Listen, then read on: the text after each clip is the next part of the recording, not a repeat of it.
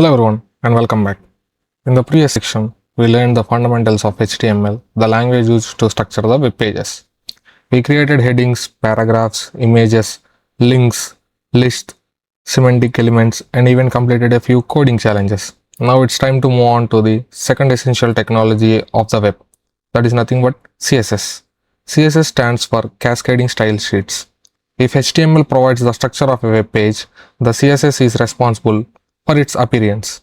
With CSS, we can control things like colors, fonts, text sizes, spacing, borders, backgrounds, layout, animations, responsive design.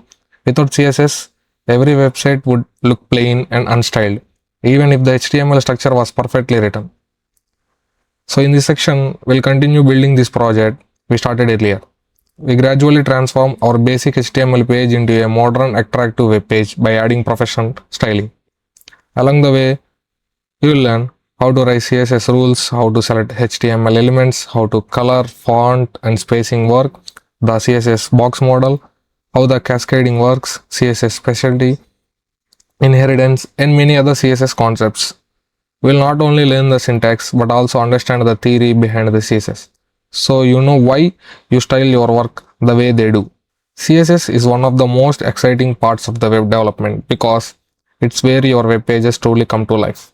By end of this section, you will be able to transform simple HTML into a clean, professional looking website. So get your code editor ready and let's begin learning the fundamentals of CSS.